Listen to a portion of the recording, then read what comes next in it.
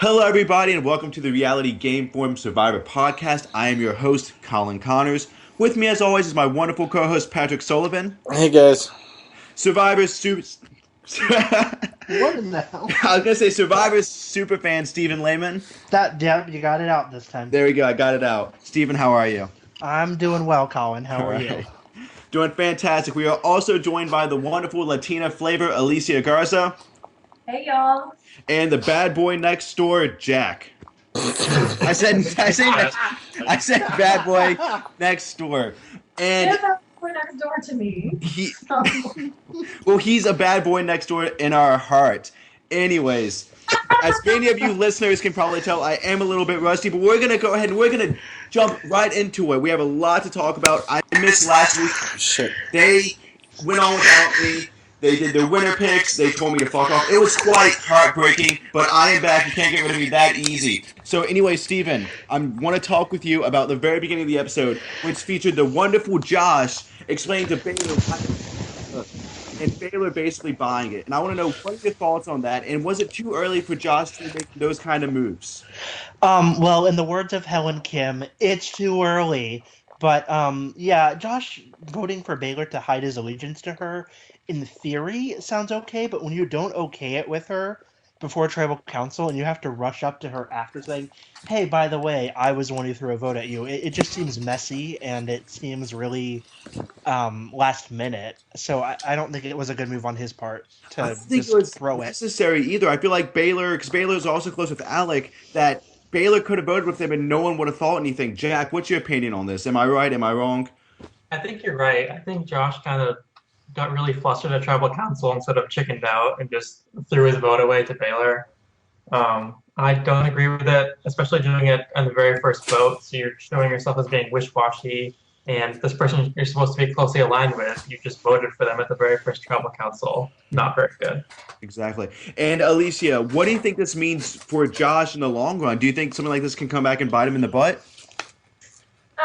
Absolutely. I think that, I understand that floating up to a certain point can kind of get you far, but if you can't just make a decision, as we saw with the female Sarah, the female cop from last season, if you can't make a decision, it often comes back and just bites you in the ass, and you go from being the middleman with the best position to lowest on the totem pole and voted out of the game. Mm-hmm. And I mean, with the way the season's going, I think that could potentially happen. Patrick, I want to talk to you about some dumb guys. Sure, I like All right. dumb guys. Okay, so we had Drew and John. Because I can relate. I know it's because Patrick understands their behavior because he manipulates them for sex, right? Absolutely. You make me sound like a predator. Yes, very Okay, so Drew and John on the other tribe were, pretending to lift weights and just acting all dumb and jockey, and it showed that it was bothering the girls. Two things. One, do you think that was just clever editing, or they're really bothering girls? And two, do you think that has long-term implications on their games? No, I think it's just a storyline that they needed to throw in or whatever, and the guys were just showing off. So, yeah, I don't think they're too bright, but which one? The Christie brother. Drew. Both of them are really dumb. Like, they are just beyond. I can't take anything they say seriously. Didn't one of them root for the wrong team on the challenge? That was true. Yeah. So Right. I'm just gonna discredit what these people do. They're not gonna win. Sorry, but they're lovely to look at. So whatever. And that's what matters. That's what Survivor's all about in 2014. It's not about true. It's not. Obama's Survivor right here, guys. Yeah, it's not about surviving anymore. It's Thanks, all about Obama. It's all about bikinis and bulges. Yep. Well, actually, even though we do have some nice bikinis and bulges this season, hopefully not in the same player, we did get a little bit of survival with the Flint thing, and I do kind of want to go ahead and jump onto that, which is like, holy shit, how do you lose a Flint? And then John immediately owned up to it, which I actually thought was kind of stupid, how he immediately put the blame on himself. He didn't let to see if anyone else would get in trouble for it. Jack, what do you think about that? Yeah, that was a little strange to me. Usually you don't want to own up to something like that. because everyone's going to dislike you for it, and it's really early in the game, so you don't have social bonds to sort of fall back on.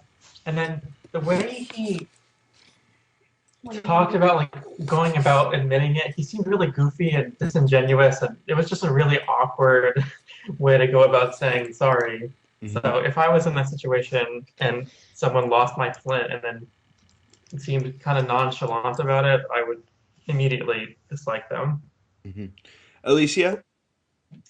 Yeah, he talked about in his confessional about really needing to own up to it and make sure that everyone realized that he was owning up to it, because then they would hopefully think that he was really going to try hard to make up for it.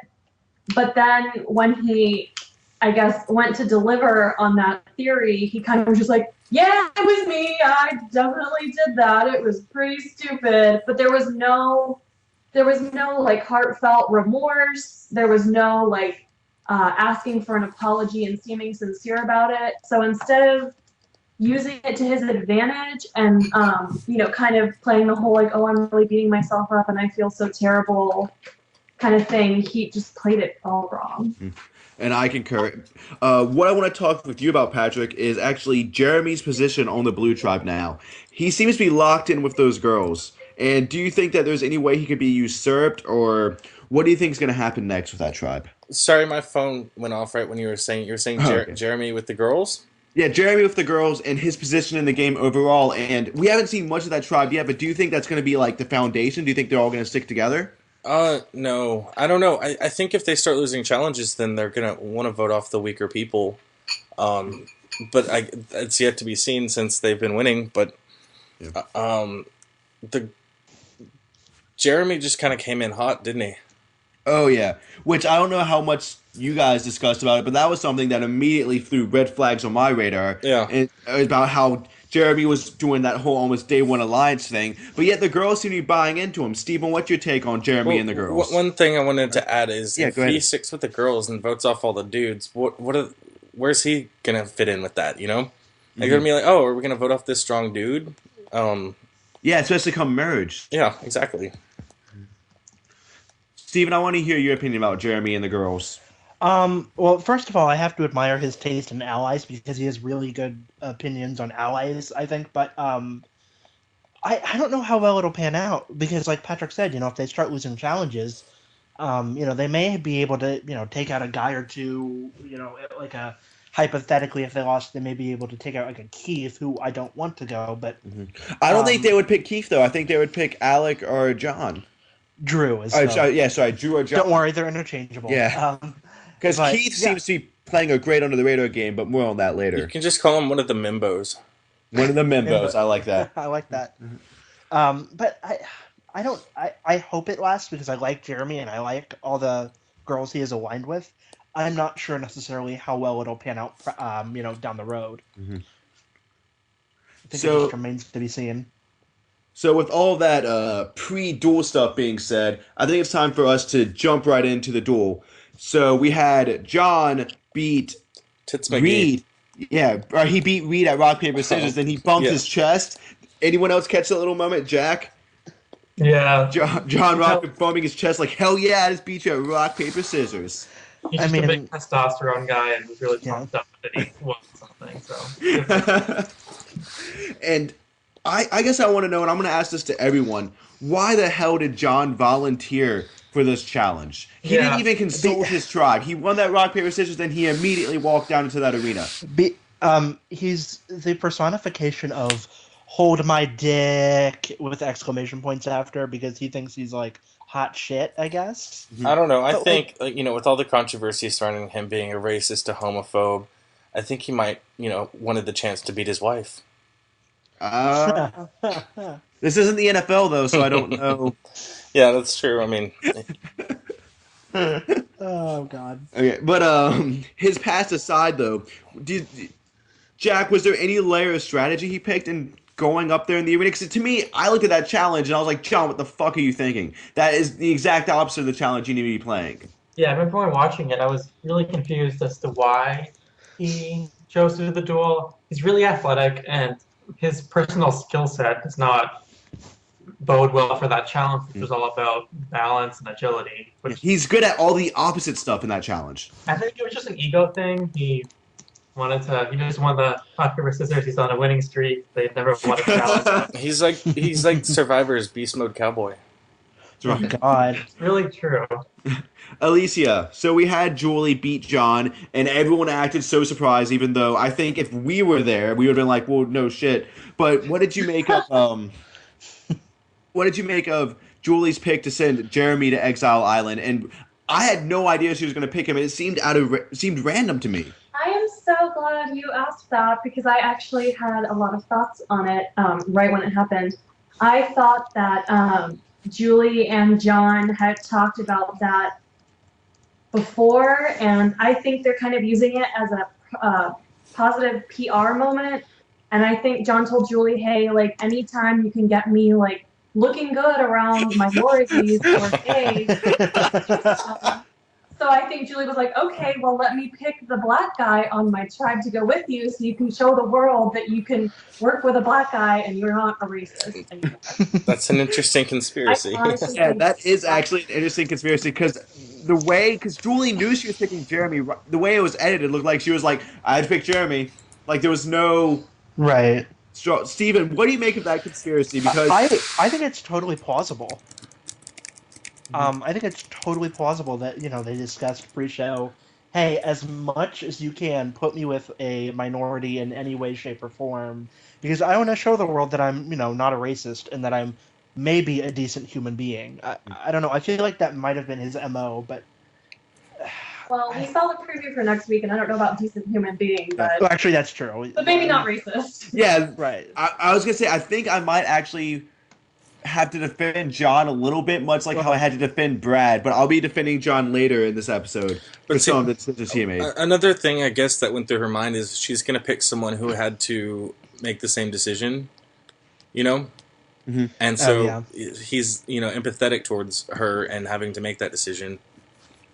Yeah, that's true. Since he did have to make it. Yeah, he had to do the I'd same also like to say, I just don't think she cares for Jeremy that much. I commented on this on the last podcast, but even just watching Jeremy do the first reward challenge, she was the only one, like, not looking excited, like, looking very impressed, not even watching him, so...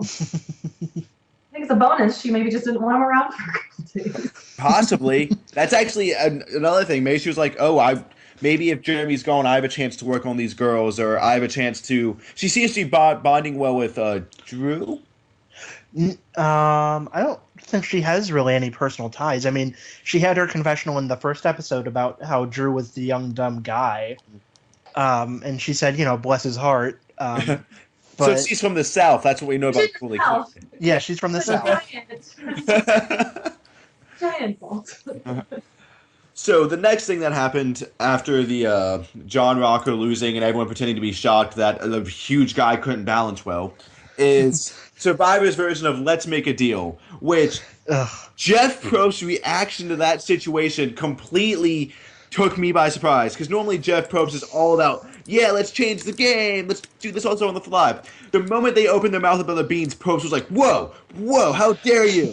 How dare you insult me with that? And I was like, damn, at least he's trying. And he was vicious about saying, if you don't give me this swimming stuff now, it's going to cost you so much more in order to get the Flint later. So Jeff's loving it.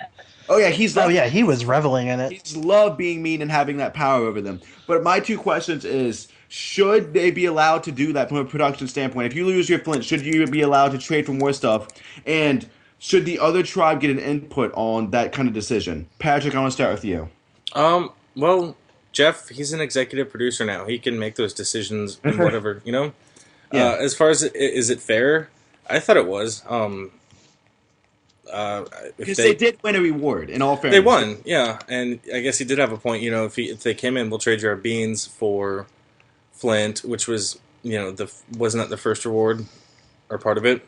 Yeah, it's part of the first reward. Well, that was... Yeah, they didn't really negotiate well, so he had a good point there. And as far as the other tribe, I don't know. Yeah. Well, do you think this is going to set up a weird precedent, though, where at a reward challenge, Jeff would be like, you can win donuts or a loofah, and the tribe's going to be like, can we just get more beans? for that donut loofah challenge. Steven, what's your take on it?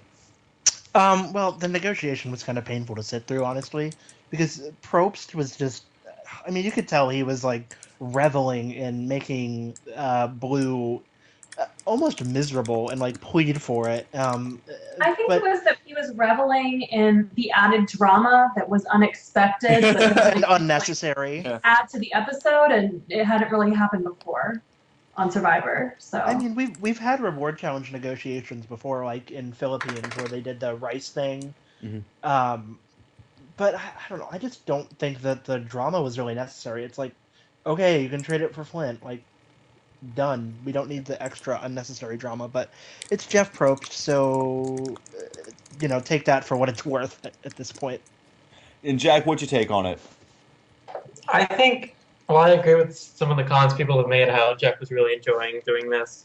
When I first heard them talking about, oh, well, we want to trade for Flint, I immediately thought, oh, they're obviously, the deal is they're not going to be able fishing gear. So when they said, oh, we're going to take the fishing gear but offer up these beans, I was kind of shocked as well. But in the past, we've had reward challenges where you can either win comfort or you can win something of a necessity, like a extra flint or building tools. So the precedent of trading a luxury for a necessity has happened before, just not to this. Yeah, not to this kind of blatant extent. But we all agree that was the correct move, right? We all agree? Yeah. Okay. So let's move on to the Little John Jeremy Exile Island exchange. And hey, we're going to look after our loved ones. And what was going through my mind was, one, the failed Exile Alliance of Tocantins, and two, I feel like if you're stuck on Exile Island with someone, you're going to have to agree to take care of their loved one at this stage in the game. Steve, what are your thoughts on that? All right, Jack, go ahead. I just think it's a pretty obvious thing you should do. It's, hey, you and I can create some sort of bond, and you can protect my loved one who I don't want to stay, and I'll keep yours safe. And I think when Jeremy shared his clue that he got in the little urn, that helped solidify that I'm serious about this. Like, keep Val if you can. So, I thought it was a good idea for both of them, and it benefited one of them. And then Alicia, do you have any thoughts on that, on their Exile Island? Because I do think it benefited them to the most extent that I possibly could have. I think it benefits them if they can make it to merge and they have some sort of alliance really solidified and worked out like we've seen in the past. I don't think it benefits them if they end up getting targeted for possibly having an idol or having access to an idol. Well, the thing is, I have 9 idols. I don't know if you guys... Yeah. And we're gonna get to that. So that's what's in your pants, making that bulge. Yeah, exactly. It's those 9 You're hidden really? immunity idols. Definitely not your dick. Is that a hidden immunity idol or 9? Or are you just really happy to see me? So, I do want to take the time and kind of rub on production of how great it is. I love having the slightly vaguer idol clues, and I love that it was hidden kind of in a random place. Thank God, that was awesome. Yeah, they sort of. I remember when I rewatched Nicaragua, which happens to be the same exact location as this season. Yeah. They sort of had a similar clue, or it wasn't like. Well, the Nicaraguan was harder, but. Yeah, it was a bunch of symbols, and you had to decipher a code. Yeah. So I like where the added element of it's a puzzle as well as you're trying to find it. So it makes it harder than just looking for the most significant tree or rock sculpture and there. And do you think Tony's idol domination last season played a part of them actually trying to hide the idols better, Patrick? It's kind of the same thing with Russell. I remember Jeff Probst said that they were going to find a different way or something. And then that led to Nicaragua's idols. Yeah, and so... and then they ignored it. Yeah, basically. I mean, if there's a cool-looking tree with a hole in it, chances are there's going to be an idol in it. If Russell is playing on that season. Yeah. Right. Or Tony, for that matter. Yeah. I thought it was pretty easy, though, once you figured out. I guess maybe they didn't show it, but Val, maybe she just didn't give a shit. I don't know. Yeah. Yeah, what was with... Well, Val's clue was not as descriptive, and I do want to ask you guys, don't you think it's a little obnoxious how the first clue is basically oftentimes, hey, look, there's an idol, but then by the time you get as early as like the third clue, it's go to your well, take 2 steps to the right, dig, there's the idol. Yeah, that. I feel like they need to lead up to it better because if you have clue 1 is like super vague, clue 2 is a bit more descriptive, clue 3, the idol is quite literally right here, just dig. I feel But like here's the idol. No clue. Just here. Take yeah, it. Yeah, really. I feel like the clues shouldn't be giving where the idol's location is until right before the merge. At that point, if that's how they have it set up, like the second clue should, because John's clue was pretty much go to the well, go east, and I mean it took a little deciphering, but it was nowhere near as much as a Nicaraguan. Alicia, what were you gonna say? It was north. It was north, not east. Also, I wouldn't have understood what that 7 meant. So, Really? Yeah. I saw that because they've done it I before. was laying awake and like suddenly it would hit me, Mhm. but I would be like, "Oh, 7, that must be Jesus." Don't you remember in Token Chains when Sandy was trying to Sandy, figure out what a pace was? What in the hell is a pace? I'm pissed. Yeah. So I feel like we're drawing a lot of parallels between this season and Tokens Chains, and that's something for us to keep in mind later. Maybe John on the Blue Tribe is the next JT, possibly. I'd be okay with that. So after all this idol phenomenon, before John finds it, we had ourselves the good old fashioned sumo wrestling immunity challenge, which is always exciting. I guess that's the word I want to use to I describe. really liked it. I liked it better this time around than the first time Flood versus Water. Yeah. I do want to ask: was Baylor's crying? Did she do that so she could beat her mom, or was that intentional? Yeah, she did it. I think she did it so she could beat. Well, I think she overplayed it so she could beat her mother. Her mom just gave up, didn't she? It seemed Yeah. pretty natural to me. Yeah, she looked like she got hit pretty hard, and it kind of stunned her. Like, oh shit, my mom just punched me in the face. And then her mom just felt guilty, and she might as well just turned around and hopped in the water. Yeah, really. Yeah, I mean, if I went against Alicia in that challenge and I immediately broke her nose, I would Well, feel pretty bad. yeah, but here's what you do: you break their nose, and then you finish them off, and then you're like, oh shit. Because I actually thought Missy was gonna hit her in the mouth and be like, all right, let me knock you off, and then I can mother you. Let me get this real quick, and then I'll. That's how me and my brothers would do it. That's just me. Yeah, if it was my brother or another guy friend, I would just be like, man up, let's go again. I think that was a very Even- different moment for the both of them. I think that really upped Baylor's stock, probably with any tribe that she's going to be with, because it shows that she's determined and won't quit. And Right. it probably really downed Missy's stock by being like, well, she's a softie for her daughter, which is to be expected, but no one else has displayed it yet to the extent that she You know has. what I wanted to see was when Missy was she had her guard down, making sure Baylor was okay. I wanted Baylor to get all pissed off and just go and Oh my push her right in. Yeah. Not her. Great. And the other shocker at the challenge was Little John beating Big John. Yes, good That triumphing was over huge. evil. I mean, he pretty much had to after he lost the fucking Flint. I love that, Alicia. Well, yeah, he needed to, because if not, he was gonna be the biggest ass on the tribe. Yeah. I mean, it was huge in multiple ways. Huge that he had a huge weight disparity between Little John and Big John. Probably Well, down. 50 or 70 pounds, I Okay. guess. Yeah. And then also really significant the fact that he lost the Flint. This is him making up for it and winning a battle that was very much not in his favor. Okay. When y'all said Lil John and What? Big John, the first thing I thought of was Big John from Rock of Love. Yeah. I was thinking of Robin Hood, but that's Yeah, it. me too, but then obviously my mind went to the more superior John. All right, let's go back. the Yes. I was just gonna say the clincher of the immunity challenge, and Jack, you'll appreciate this. Kelly won on her birthday. She won for her tribe, and she won on her birthday. Oh, who the fuck cares? Yeah.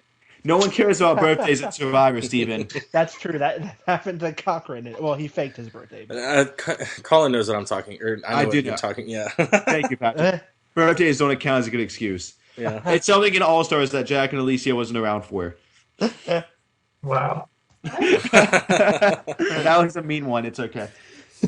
Anyways, so let's go back to the Orange camp, and Val goes to John and is like, "Hey, I'm playing an idol on me and Baylor." What the hell?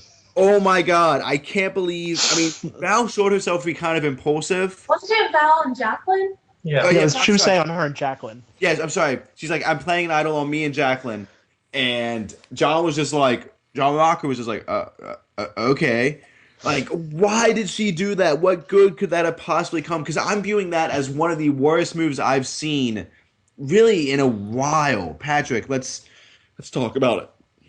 You're asking me to get into this woman's mind, who's obviously Yes. out of her own mind. For a second there, I thought she was going to fess up and say, I thought she had to fess up. Yeah. She had because to. what was she going had to do with that without producing an idol? And it seemed like they had some kind of trust they were trying to build, some kind of alliance. So coming clean would have been the only thing to do, and I was shocked when it didn't happen. Well, my thing is, when you know that they're putting the votes on you to flush an idol, he told her that. That's when right. no, I really don't have an idol. I was lying. She could have saved herself right then and there. Yeah. Right. And John Rocker even said after he got the idol, he was like, "Oh, I got the idol now. Now I'm safe. And my next objective or something is to protect Val." And I do believe he was being sincere with that. Jeremy's going to be so if Val had pissed. lied that she had 2 idols, maybe John Rocker would have used the idol on her. I know. Plus, also, I'd hope so. let's go back to the fact that John. It really shows that John Rocker is obviously not a huge Survivor fan, because I'd like to think any Survivor fan would realize, hey, I found an idol. There's literally no way that there's a single other idol here right now, Let alone 2 other idols here. that was my point. Right. And there are idols from other tribes in play here. Exactly, because the only way Val could have 2 idols is if she found the one at that camp and the one on the other camp that was given to her. They don't. So, yes. They don't know that though. Yeah. I mean, sometimes some seasons, like we said, it pretty much it rains idols. I think There it just could have been an depends. idol on Exile. Right, that's what I was going to say. But not 2 idols. Yeah, No, it's it was that's super dumb. true. Yeah, it was a ridiculous notion to begin with. But I do feel like it kind of got to the point where everyone was just like, okay, Val. Like, Val saying she had 2 idols was just everyone's excuse to vote for her. And I mean, that tribe voted for Nadia on the first episode because why not? Well, let's go back to that tribal council when Val was basically spelling out to everyone that she had an idol. I mean, she had no reason to say it. She said, she's like, I had time to walk around and look for things. It couldn't have been more obvious, Val. It was just like it was like watching a train wreck. I mean, and it's, I'm still kind of speechless that someone thought they could get away with that. Yeah, I don't know how you can possibly spin it for Val. Like, how in the world can you say, I guess I could understand if you said you had 1 idol. Yeah, 1 idol, that happens all the time. But to say you have 2, it's like, really? Like, and I guess part of me understands why she said it, because she wanted to protect her and Jacqueline. And I guess because the original plan was to split 3-3, and they were going to pile their Val and Jacqueline's votes on Baylor. So it would be 5-3. Val wouldn't have to use one of her hypothetical idols. But that would have been a really clever move. But then next round, she lost all trust, though. Right. So I guess I don't know what Val was trying to prove with the 2 idol lie. But she got what was coming to her. And now we are in a very interesting position with John Rocker, because John was actually trying to protect her, but Jeremy, as we saw next episode, goes all out war against him. And I kind of feel bad for John in a way. I don't really feel bad. I don't. But I just don't want Tits McGee to get voted off. I like her. Julie? Yeah. Oh, yeah, I could totally picture Julie being voted out next episode. But yeah, because, John promised to Jeremy he would, quote, protect, end quote, his wife. But John's not articulate enough to be like, hey, Jeremy, listen, your wife said she had 2 idols. Like, there was nothing I could do. But I guess if you're Jeremy, would you believe No. a known... No. Yeah, like a known bigot. When do you even get that opportunity to explain yourself? At the duel, I guess. The duel. But still at the duel, Jeremy's going to be like, oh, John promised to explain stuff. But then, like, what? You yell it out to everyone that's there? I mean, it shows that he's spilling the beans about John Rocker's past. Well, Jeremy's going to probably yell at the Redemption Island, like, "Hey, don't trust John. John had made an agreement with my wife," or something like that. Fuck you, Brad Culpepper. Yeah, I that's really what- think we're gonna get something similar to that, and I think it's gonna mess up both Jeremy and John's game. I think it could. So, Jack, what do you make of it? This whole John is kind of fucked by no accord of his own. Yeah. When you said you felt bad for him, I don't know if I feel bad. I just feel like he's going to get screwed for something that wasn't his fault. Val was an idiot. and that He screwed shouldn't be her. making promises he can't keep. Right. That's I true. just like to say that I said Val seemed like a dumb player the first podcast, and here we are, second podcast, and she was even dumber. Sorry. Oh, I agree. I think a lot of people had a lot of hype with Val, and it goes to show, it reminds me of Jatia last season. Oh, the Jatia bandwagon. Everyone just assumes certain things, and they always go, "Oh, every time a black woman is on Survivor, she's not going to be the next Shui." Well, I think with the Jatia thing, there was also a spoiler in Cagayan that there was a black woman who went far. And with Jatia being an early spoiled cast member, everyone automatically connected the dots and assumed that Jatia would be this, like, amazingly Suri-esque player. And we got something completely different, but equally as wonderful. I wouldn't use the words wonderful to describe Jatia, but That bitch cray. that bitch is cray. So, we've been talking ad nauseum of what's going to happen next episode, and I do want to take this time real quick to go over who everyone has picked as a winner. And I guess I get to pick a winner. You guys all did it without me, so Yes, you do. Welcome to the podcast, Colin. yeah. Yeah. So, I'm not sure who I'm going to pick just yet, but just for all the listeners out there, we have so far that Jack picked Kelly, Steven picked Little John, Yeah. Patrick picked Reed, Ty picked Josh, and Alicia picked Baylor. So, with that being said, I'm going to look at the cast list. You should pick Dale. I was actually considering Dale, but I think I'm... He's Bob number 2. He's totally Bob 2.0. I'm not going to pick Dale, but I am going to pick Keith. Oh, that's actually a pretty good pick, I think. Yeah, because all the other good picks are taken. So I am picking Keith, and the prize this time around will either be 7 pounds of blood oranges, that special type, and one of those tiger blood drink pouches, or a copy of the Cormac McCarthy novel Blood Meridian. I have yet to determine which prize it will be, but it will be one of those. Maybe something a little extra to go on top of it. Colin, we already determined last week that it's going to be a vial of my blood. Oh, getting one of those prizes and a vial of Alicia's blood. I'm not sure how you guys are extracting that, but if you want to film it, we can put it on our We Facebook. also threw out there a listeners contest that we will select one listener a week who has submitted their winner's pick, and they will be put into the prize pool with us. And if their pick wins, they will be sent the prize. You hear that, Matt Sherlip or Natalia? Well, I was gonna say I love all these executive decisions while I'm gone, but I do really like that idea. We needed segments while you were away. You're like, okay, Colin, we were doing everything. Steven has to sound like a billy goat. Jack will always be Cliff. Patrick can only talk in terms of Mexican food. Let's do this. But yes, for all the listeners out there, I'm going to post this publicly on Facebook.